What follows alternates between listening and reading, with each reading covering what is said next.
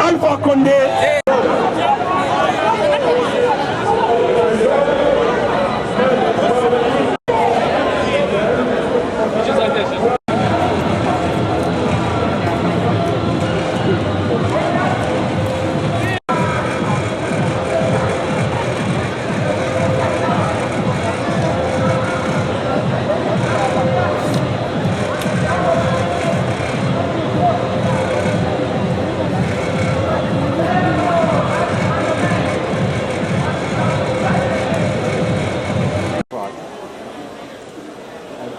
Thinking about who I would like to have.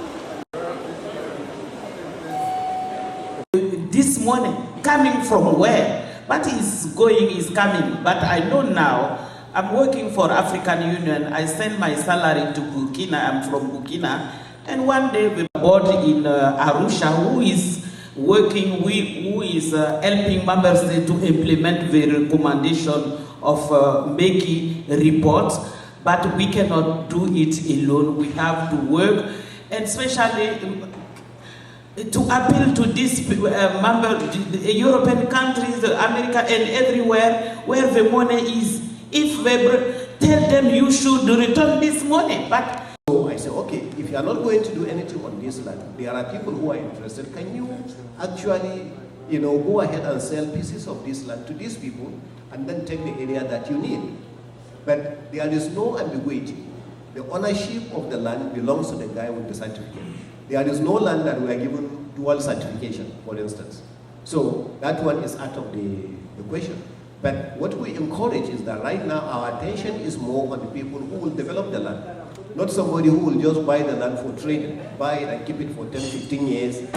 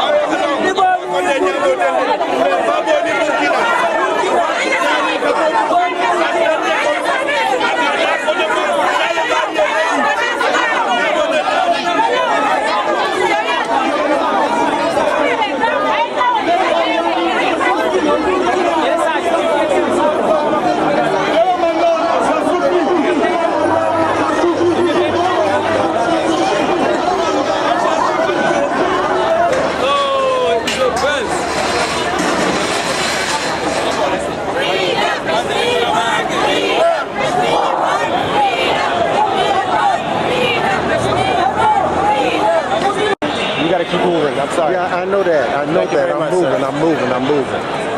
Man, I feel like I'm in Russia so damn well. What are you talking about? No.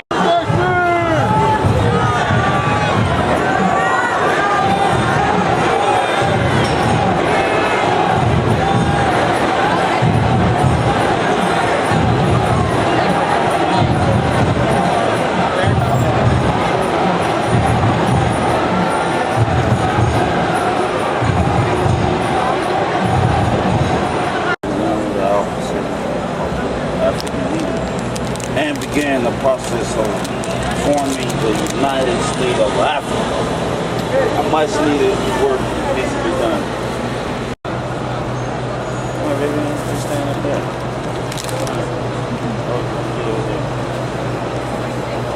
So, a lot of issues that we are facing, not just here in the state, also back home in the homeland, is we have you know, a high rate of Africans. I mean, these are not just, you know, poor, impoverished Africans. No, these are intellectual. These are teachers. These are educators. Are scientists. Are doctors. Are nurses. They are fleeing the country. They are fleeing the country based on the poor leaders that's been in power for 10, 20 years. That they continue to oppress our people, based on backing up, you know, the allies, the Western countries. Okay, so our country's still devastated, even though we have produced the mineral resources for the technology, the uranium for atomic bombs that the Europeans could make these nuclear weapons. You know, so Africa have this ability to stand itself.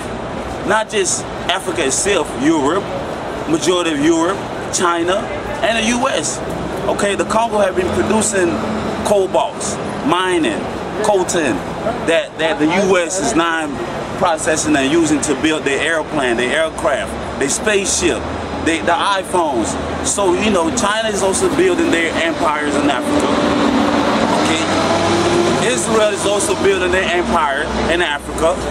Chinese definitely, but the U.S. has been kind of up on there. So, you know, we looking at prime example are the communist party that support the Chinese, the red, you know, the red. So they believe that China is giving a hand to Africa to be self-sufficient. I disagree with that. Anywhere that you see where China had put their hands on, the name of that land, or Sri Lanka. I don't know if I'm gonna pronounce it. Sri Lanka. Sri Lanka, yeah.